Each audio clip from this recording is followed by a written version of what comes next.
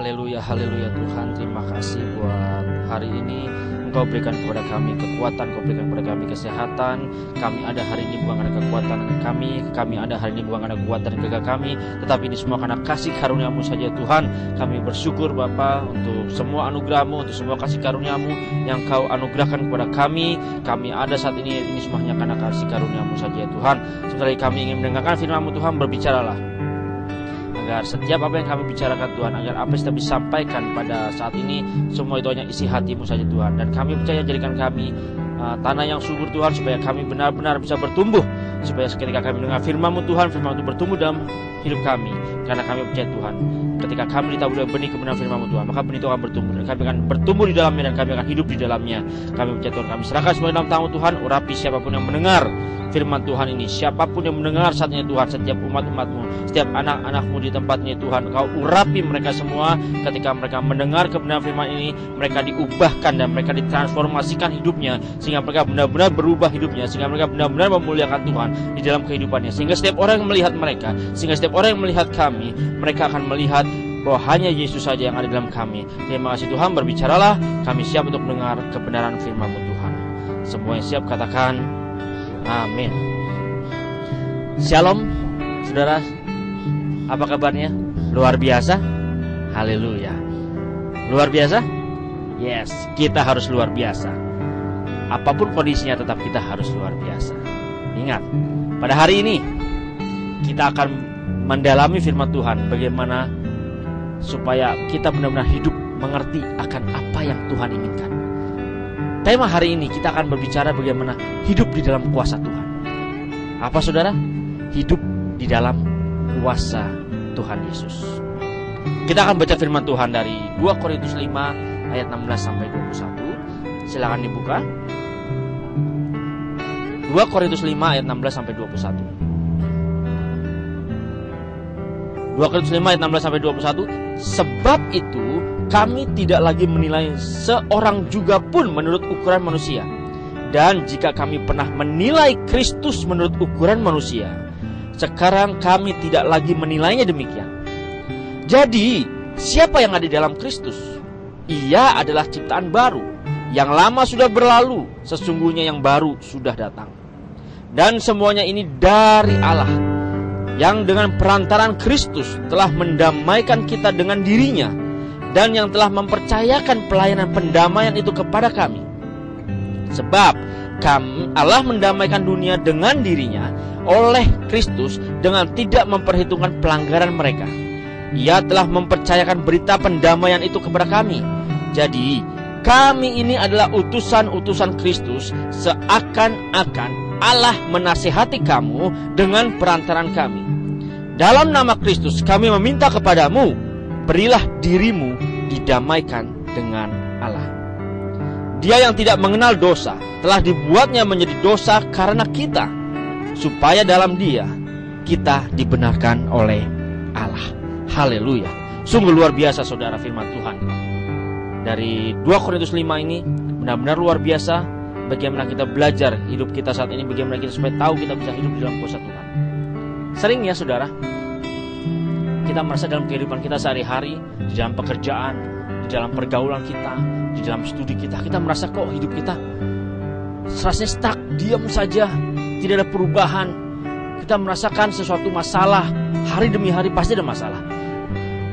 Ketika masalah itu datang, seringkali kita merasa kok Tuhan tidak menolong saya, kok Tuhan tidak menolong kita. Kenapa kok kita rasanya seperti ditinggalkan? Kenapa kita rasa-rasanya harus menangani ini semua sendiri?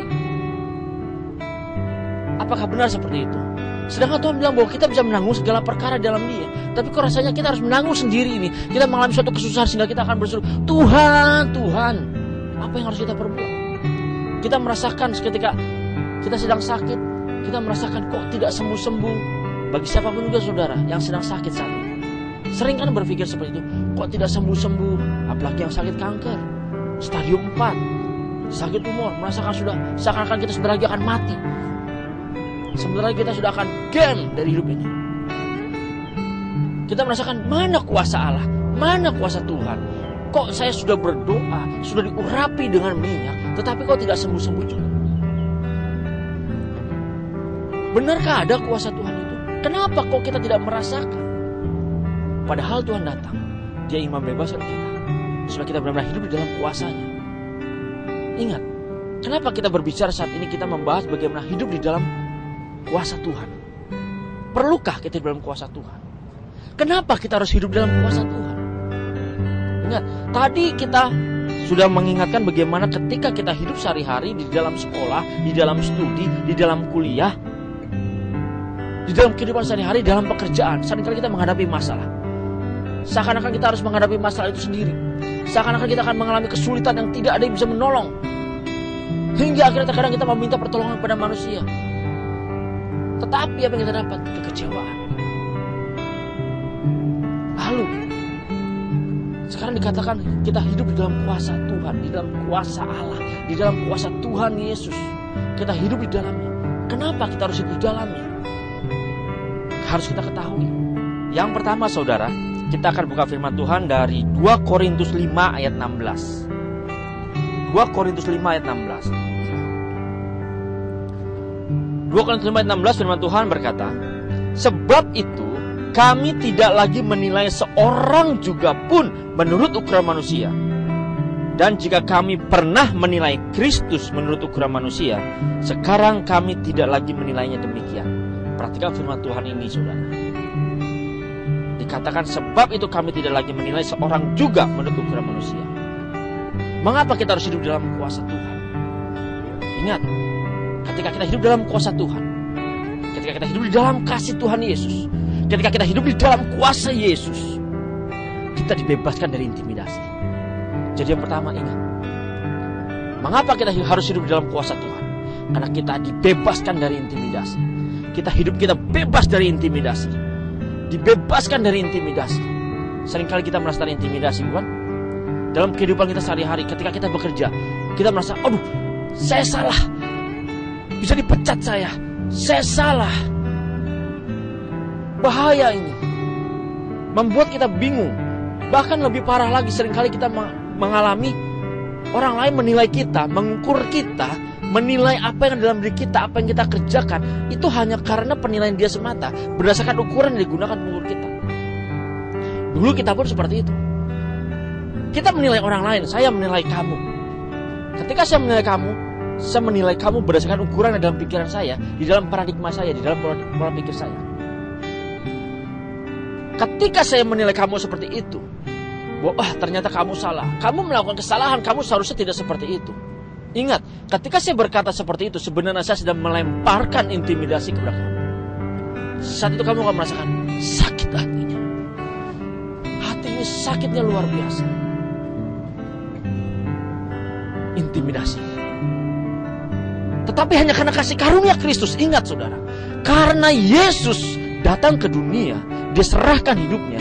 Kalau kita hidup di dalam kuasa Tuhan Yesus, kita hidup di dalam kasih Allah tersebut, kita dibebaskan dari intimidasi tersebut. Haleluya. Katakan haleluya. Kita bebas dari intimidasi. Kenapa kita bisa bebas dari intimidasi? Padahal Pak Pendeta, seringkali tetap saja kita diintimidasi. Seringkali tetap saja kita akan mengalami bagaimana kita dinilai oleh orang, dihujat oleh orang, diintimidasi oleh orang lain. Ya, kita masih hidup di dunia. Kita masih hidup di dunia saudara.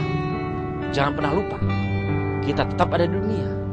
Tetapi ketika kita hidup di dalam kasih Yesus, kita hidup di dalam kuasa Allah, jangan lupa, saatnya kita hidup di dunia. Tetapi ketika kita ada di dalam kasih Allah, berarti di dalam kasih Dia, di dalam kuasanya, di dalam kuasa Tuhan. Memang kita diintimidasi, tetapi ingat, Roh Allah, kuasa Tuhan memampukan kita untuk menghadapi intimidasi tersebut. Memampukan kita tidak terpengaruh dengan intimidasi tersebut. Kalau kita mengandalkan diri kita sendiri ketika kita diintimidasi, sakitnya luar biasa, bukan? Tetapi ingat, ketika kita hidup di dalam kuasa Tuhan, hidup di dalam kuasa Allah, ketika intimidasi datang, ketika serangan-serangan datang, ketika orang menghujat kita, ketika orang menilai kita hal-hal yang buruk, apa yang kita alami? Kita tidak terpengaruh dengan penilaian-penilaian tersebut, karena kita tetap diam di dalam kuasa Allah. Kita hidup dalam kuasa, karena kita tahu hanya Yesus yang menolong kita, hanya Yesus yang membebaskan kita, hanya kuasa Allah yang memampukan kita menghadapi intimidasi tersebut.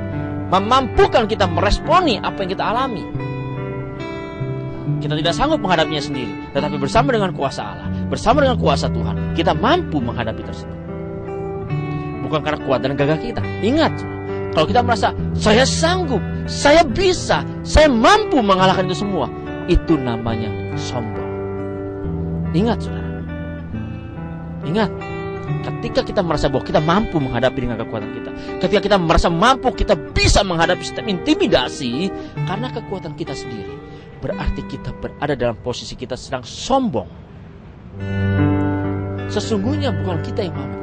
Siapapun manusianya, ketika dia diintimidasi, ketika dia diserang, ketika dia benar-benar dihujat, ketika dia benar-benar dihakimi, dia akan merasakan rasa sakit yang luar biasa dalam hati.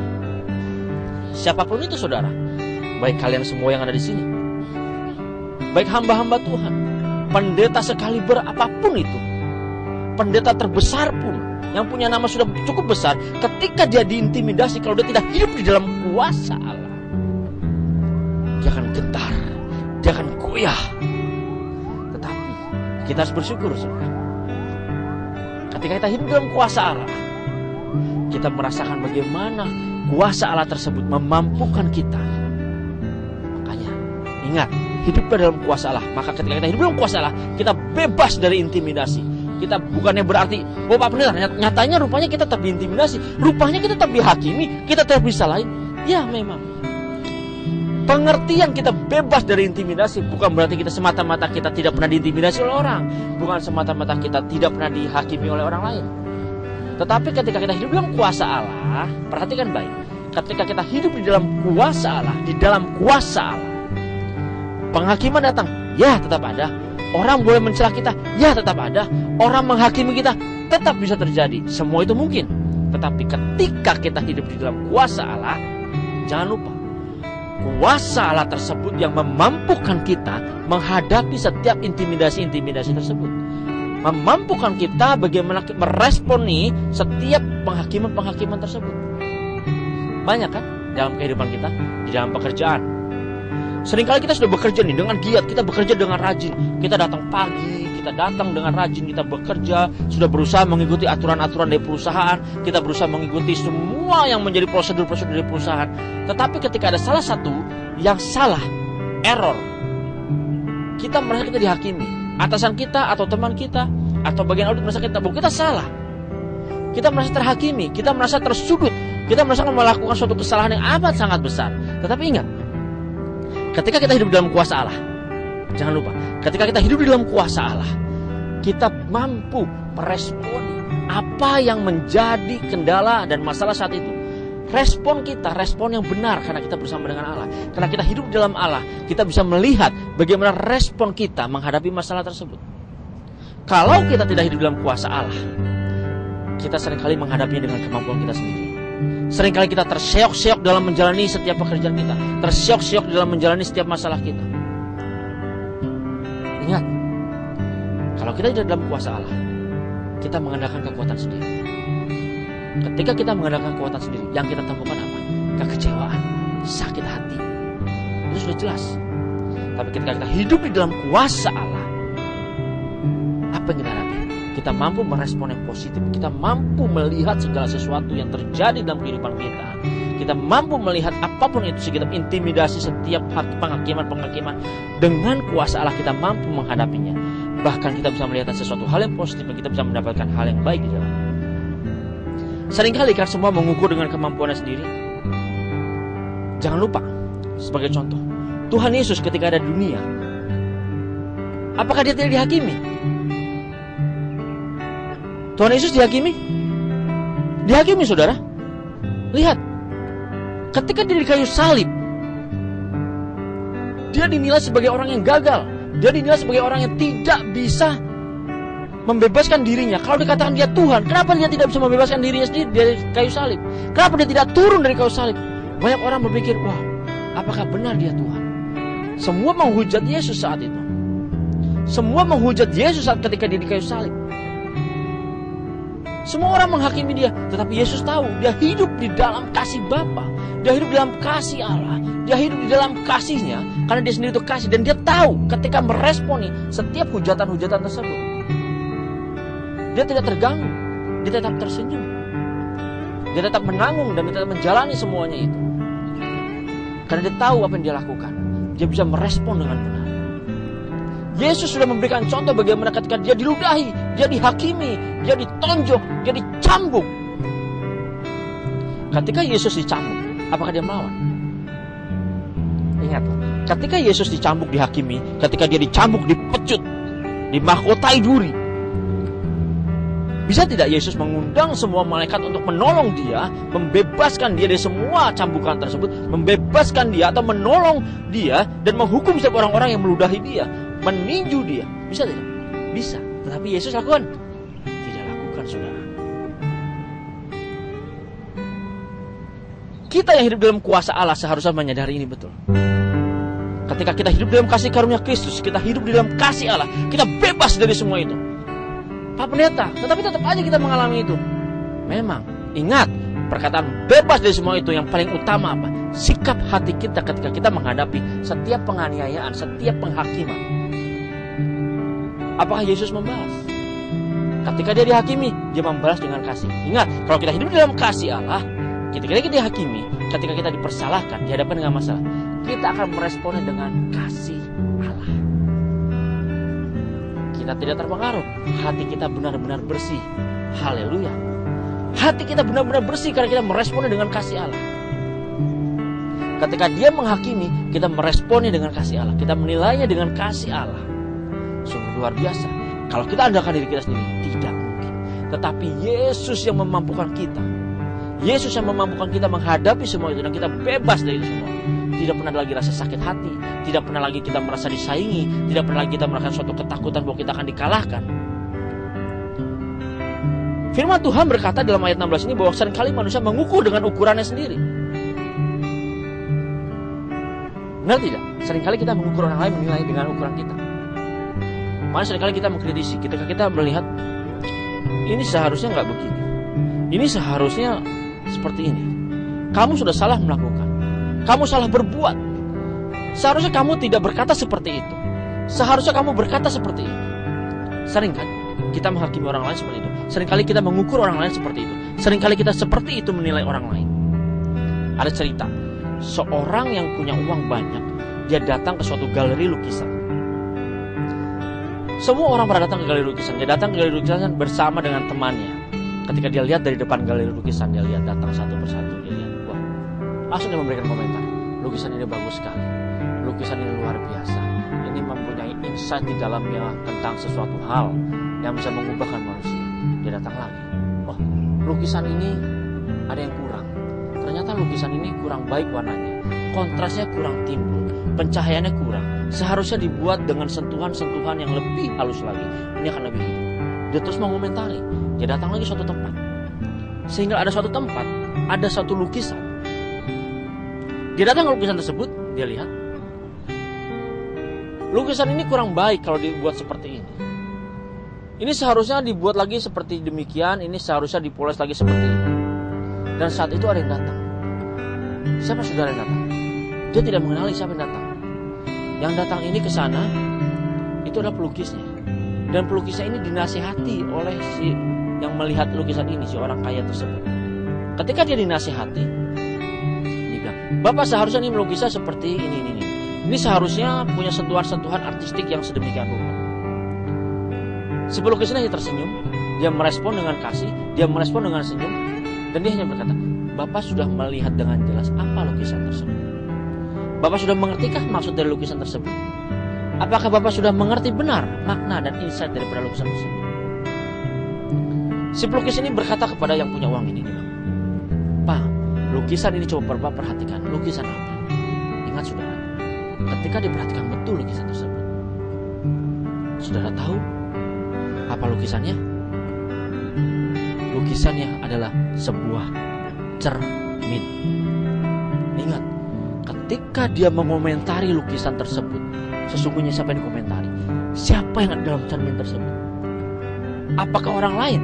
Ketika kita berada dalam cermin, diri kita sendiri. Dia yang mengomentari seharusnya seperti ini, seharusnya seperti ini. Berarti dia mengomentari dirinya sendiri. banyak seperti itu dalam kehidupan kita.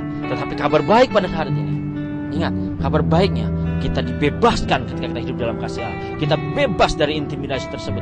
Kita bebas dari dihakimi. Kita bebas dari disalahkan dari orang lain. Apakah kita bebas dalam arti harfiah kita tidak akan mengalami penghakiman tersebut? Apakah kita bebas dalam arti kita tidak akan dinilai hal-hal yang jelek? Bukan seperti itu.